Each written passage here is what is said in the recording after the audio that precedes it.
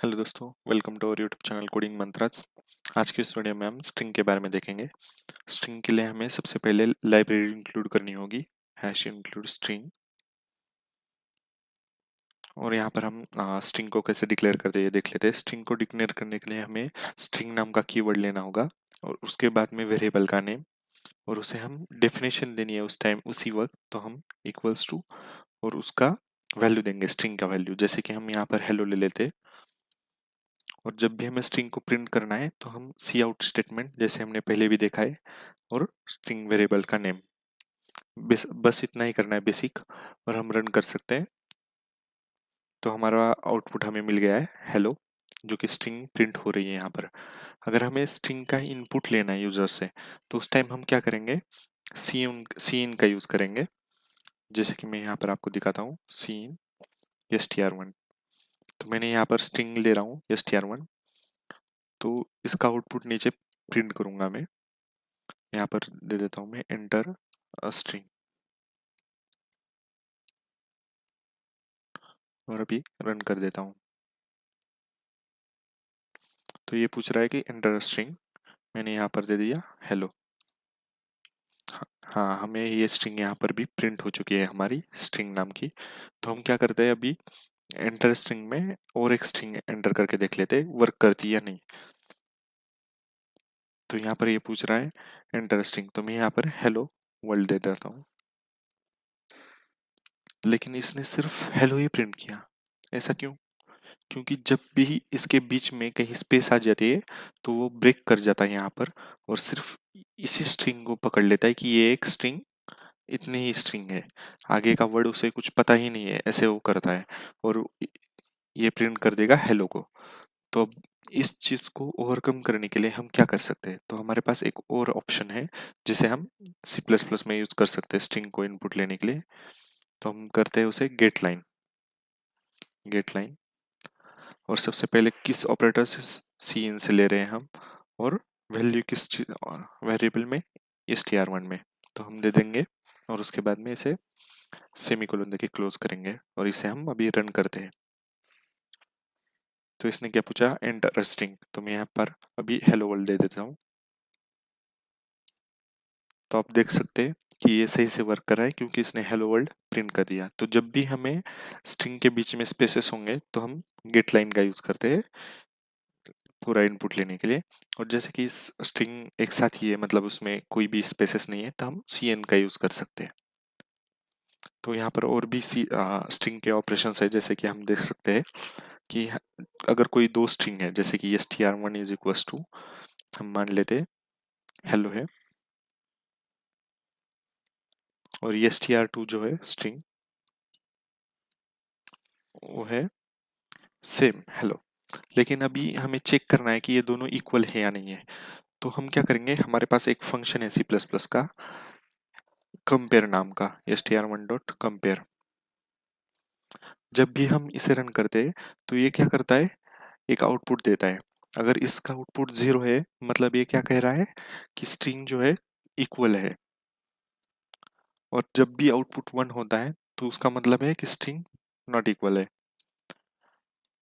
तो बेसिक तो हम 0 को फॉल्स मानते हैं और 1 को ट्रू मानते हैं, लेकिन यहाँ पर उल्टा है, 0 को ये इक्वल मान रहा है और 1 को फॉल्स मान रहा है। तो हम अगर इसका आउटपुट 0 आएगा, मतलब क्या होगा कि स्ट्रिंग इक्वल है। तो इफ लूप में हम इसे अगर दे देते हैं, if string double equals to str1 dot compare double equals to 0, then क्या होगा, हमारी स्ट्रिंग इक्वल होगी। तो हम सी आउट करेंगे str1 is equal to str2,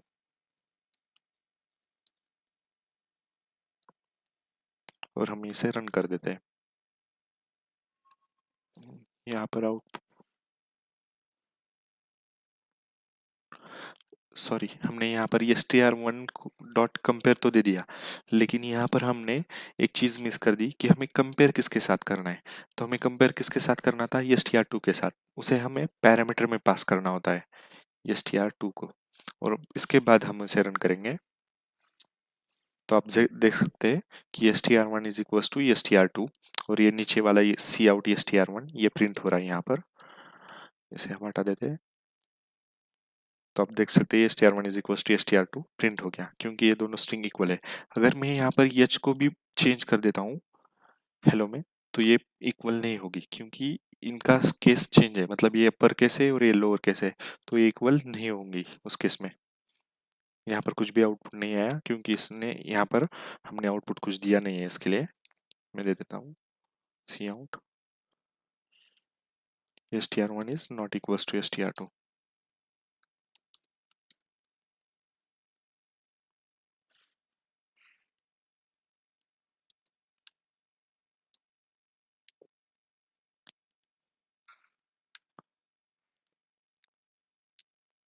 आप देख सकते हैं str1 is not equal to str2 print हो गया यहाँ पर। तो ये हो गया बस कंपेयर ऑपरेशन। जब भी हमें स्ट्रिंग को कंपेयर करना है तो हम कंपेयर का यूज करेंगे। यहाँ पर जिसे कंपेयर करना है उसे हम इन ब्रैकेट दे देंगे, मतलब पैरामीटर पास करेंगे और इस ऑब्जेक्ट से कॉल करेंगे, मतलब स्ट्रिंग से कॉल करेंगे इस फंक्शन को कंपेयर के लिए। तो हम दूसरा ये देखते हैं ऑपरेशन। जब भी हमारे पास कोई स्ट्रिंग है जैसे कि हेलो और उसे हमें क्लियर करना है, मतलब कि इसमें अभी हेलो है तो हमें सिर्फ सिंपल ये चाहिए, कुछ भी नहीं चाहिए उसमें, एक भी हमें कैरेक्टर नहीं चाहिए, तो हम क्या करेंगे उसे सिंपल बेसिक क्लियर ऑपरेशन से मतलब कॉल करेंगे क्लियर फंक्शन को str1 डॉट क्लियर। जब भी हम क्लियर को कॉल कर देते तो पूरा उसे क्लियर कर देगा स्ट्रिंग को, उसमें एक भी वैल्यू नहीं रहेगी। लेकिन हमें चेक कैसे करेंगे हम कि ये क्लियर हुआ है नहीं, तो हम बेसिक्स यहाँ पर सी आउट करके भी देख सकते हैं सी आउट str1।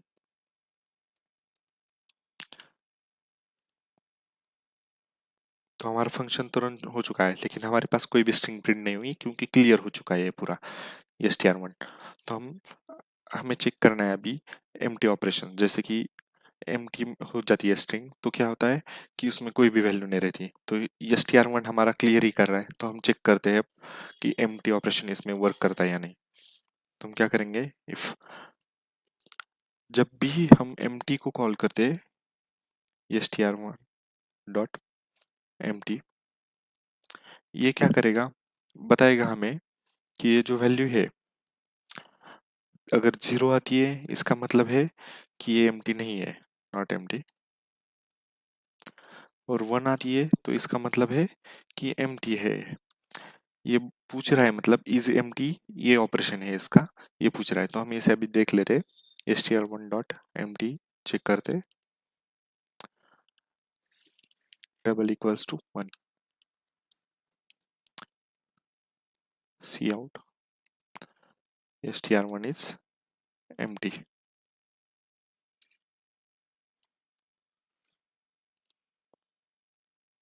तो यहाँ पर हमें पता चल चुका है कि str1 एम्प्टी है और ये भी अच्छे से वर्क करता है, क्लियर फंक्शन और एम्प्टी भी।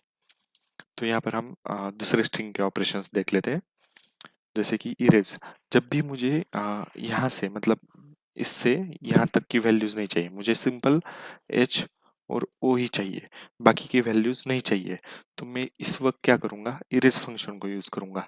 इरेज फंक्शन क्या करेगा, बेसिकली यहाँ से यहाँ तक की वैल्यूज को डिलीट कर देगा उससे और हमें सिंपल h और o को दिखाएगा।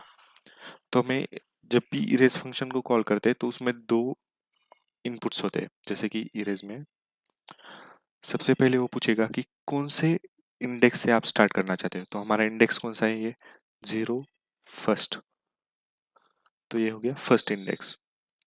तो फर्स्ट इंडेक्स से और हमें कितने एलिमेंट्स को करना है, मतलब कितने कैरेक्टर्स को, 3 कैरेक्टर्स को। तो यहाँ पर ये भी पूछेगा 3 और उसे हम कॉल कर लेते हैं str1 से str1 डॉट इरेज और बाद में हमें इसे प्रिंट करेंगे। तो आप देख सकते हैं यहाँ पर हमारा आउटपुट आ चुका है h और o, मतलब इरेज फंक्शन क्या कर रहा था, ई से डबल एल जो है उसको डिलीट कर रहा है यहाँ से और हमें सिंपल एच और ओ का आउटपुट दे रहा है। अगर हमें किसी भी स्ट्रिंग में, जैसे कि हमारे पास अभी स्ट्रिंग है हेलो वर्ल्ड और उसमें से हमें फाइंड करना है कि उसमें वॉर लिखा हुआ है नहीं है, WOR, तो हम क्या करेंगे उसे फाइंड फंक्शन से देख लेंगे जैसे कि फाइंड फंक्शन क्या करेगा, इनपुट जैसे कि पैरामीटर्स यहाँ पर हम 1 और 3 ले रहे थे इरेज के लिए, वैसे ही वो एक पैरामीटर लेगा जो कि स्ट्रिंग हमें सर्च करनी है। यहाँ पर स्ट्रिंग है WOR, और जब भी उसे कोई स्ट्रिंग मिलेगी, अगर स्ट्रिंग प्रेजेंट है तो वो क्या करेगा, उसका इंडेक्स रिटर्न करेगा, मतलब starting index of string return करेगा, स्टार्टिंग इंडेक्स ऑफ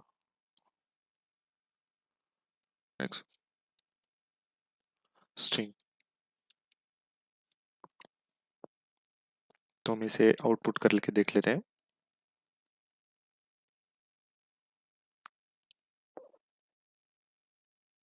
तो यहाँ पर आप देख सकते हैं, यहाँ पर उसने 6 प्रिंट किया है।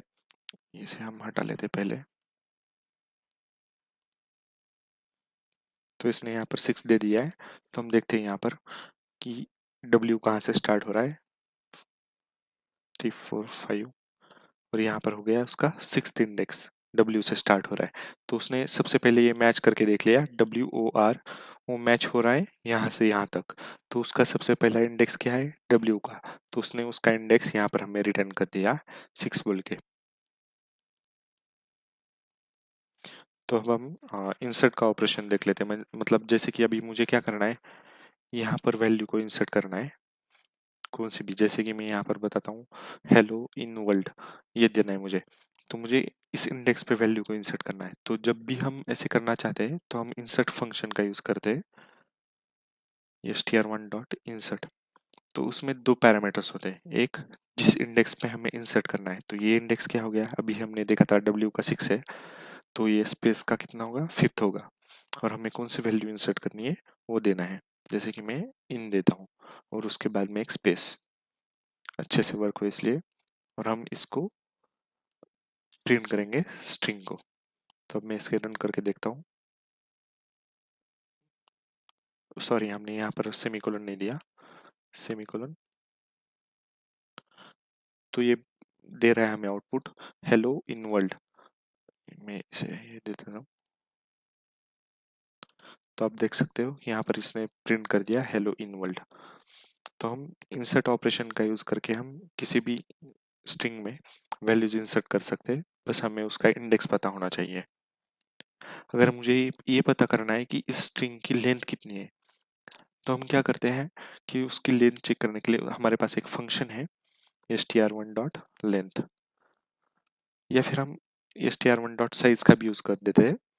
हम यहाँ पर दोनों देखेंगे।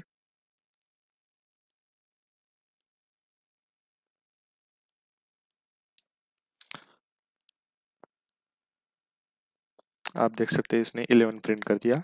ये 5 लेटर्स, ये 5 लेटर्स और एक स्पेस, ये हो गया टोटल 11। तो हम साइज से भी देखते हैं str1 डॉट साइज,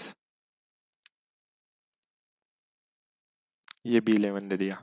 तो हम जब भी हमें स्ट्रिंग की साइज चाहिए या फिर लेंथ चाहिए तो हम साइज या लेंथ से यूज कर सकते हैं। तो अब हम स्ट्रिंग को प्रिंट करके देखेंगे। मतलब जैसे कि हम यहाँ पर स्ट्रिंग को प्रिंट तो कर रही है, लेकिन हमें अभी क्या करना है, इसके हर एक EH को फिर E को एक्सेस करना है। मतलब हमें हर एक कैरेक्टर को एक्सेस करना है। तो उस टाइम पे हम क्या करेंगे, उसे एक्सेस करने के लिए हम इंडेक्स की तरह करेंगे यूज। जैसे कि क्या है, इसका इंडेक्स 0 हो गया, सॉरी H का इंडेक्स क्या हो गया, 0 हो गया, E का 1 हो गया। तो हम क्या करते हैं, यहाँ पर दे देते हैं str ऑफ 1। तो अब ये के प्रिंट क्या करेगा, E को प्रिंट करेगा। तो आप देख सकते हैं इसने E को प्रिंट किया। तो हम जैसे array को प्रिंट कर रहे थे वैसे ही हम स्ट्रिंग को भी प्रिंट कर सकते हैं। तो उसका फंक्शन हम यहाँ पर लिखते हैं, मतलब for int I is equal to 0, I less than, यहाँ पर हम array में क्या कर रहे थे, लेस देन n ले रहे थे, लेकिन यहाँ पर हमारे पास तो n पता ही नहीं है। तो मतलब क्या है हमारे पास इसका, n में क्या था, नंबर ऑफ एलिमेंट्स कितने थे हमें पता था। तो यहाँ पर हमें नंबर ऑफ एलिमेंट्स पता है क्या, नहीं है, लेकिन हम इसकी लेंथ निकाल सकते हैं। तो लेंथ मतलब क्या है, नंबर ऑफ एलिमेंट्स ही है। तो हम यहाँ पर नंबर ऑफ एलिमेंट्स को लेंथ की तरह लेंगे। तो क्या है, ये str1 डॉट लेंथ और i प्लस प्लस से आउट करेंगे str1 ऑफ i को।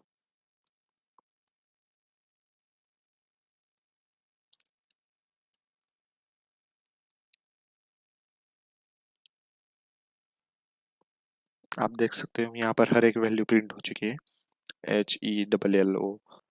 तो मान लेते कि जैसे कि हमारे पास स्ट्रिंग क्या थी, हेलो वर्ल्ड। तो हमें क्या करना है, इसमें से वर्ल्ड को अलग करना, मतलब मुझे चाहिए स्ट्रिंग। जैसे कि str1 में पूरा है हेलो वर्ल्ड, लेकिन मुझे सिंपल अभी वर्ल्ड चाहिए। तो उस टाइम पे मैं क्या करूंगा, सबस्ट्रिंग नाम का फंक्शन यूज करूंगा, जिससे हम वर्ल्ड को मतलब हमारे इस नए स्ट्रिंग में स्टोर करेंगे। तो उसे करने के लिए क्या होता है, हम पहले देखते हैं कि हमें दो पैरामीटर्स देने हैं यहाँ पर भी। एक क्या है, कौन सी वैल्यू से स्टार्ट हो रही है, मतलब वो सब स्ट्रिंग। तो यहाँ पर मतलब कौन से यहाँ से स्टार्ट हो रही है, 6th इंडेक्स से।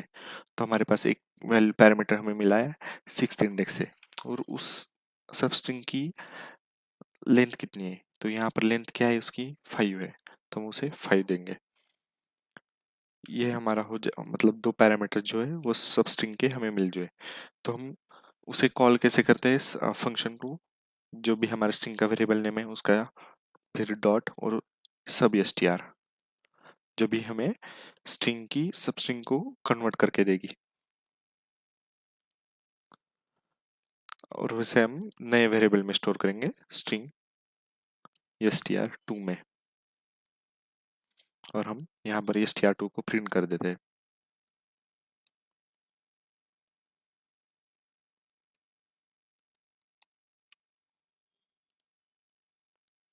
हमें यहाँ पर अपनी वर्ल्ड नाम की नई सब स्ट्रिंग मिल चुकी है। तो हमें पता चल गया कि जब भी हमें कोई सब स्ट्रिंग चाहिए, मतलब हमारे स्ट्रिंग में से, तो हम सब str का यूज कर सकते हैं। और जब हमें अभी मुझे क्या करना है कि स्ट्रिंग 1 में वैल्यू कौन सी है, हेलो वर्ल्ड, और str2 में वैल्यू कौन सी है, वर्ल्ड। तो मुझे इन दोनों को रिप्लेस करना है, मुझे क्या करना है, स्वैप करना है इन दोनों को। str1 में वर्ल्ड आना चाहिए और str2 में हेलो वर्ल्ड आना चाहिए। तो उसे करने के लिए हम कैसे कर सकते हैं, तो हमारे पास एक फंक्शन है स्वैप नाम का, जिससे हम str1 डॉट स्वैप, और जिसके साथ स्वैप करना है उसकी वैल्यू str2 यहाँ पर देंगे, और यहाँ पर हम str1 और str2 को प्रिंट कर देते हैं।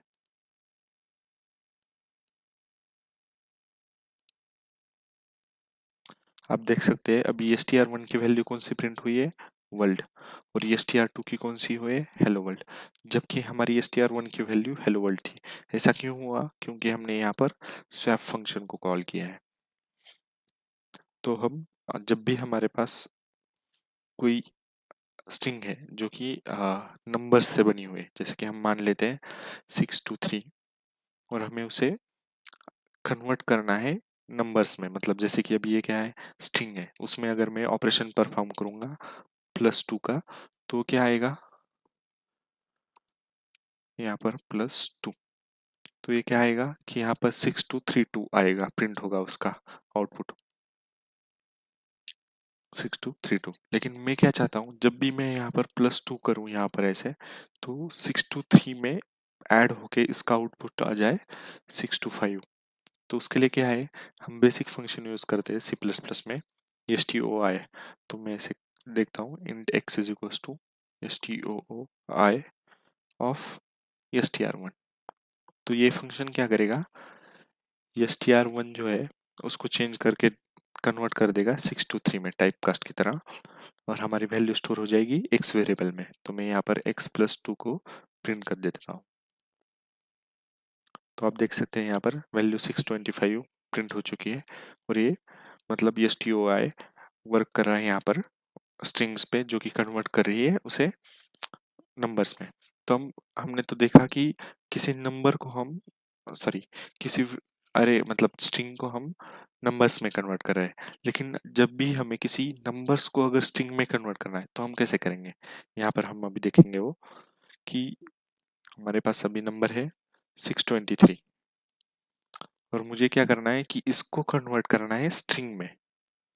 तो उसके लिए हमारे पास एक फंक्शन है to string, to underscore string, और उसमें हम वैल्यू देंगे x की। और जब हम उसको यूज करेंगे, एडिशन करके देख लेते हैं अभी 2 के साथ। तो यहाँ पर आउटपुट क्या आना चाहिए, जैसे कि हमें प्लस कर देते सिंपल, तो 625 आता, लेकिन हम उसे स्ट्रिंग में कन्वर्ट कर रहे हैं और उसको प्लस कर रहे हैं, तो उसका आउटपुट क्या आएगा? 6232 आएगा। तो हम इसे रन करके देख लेते हैं। तो यहाँ पर आप देख रहे हैं कि हमारा आउटपुट आ चुका है 6232।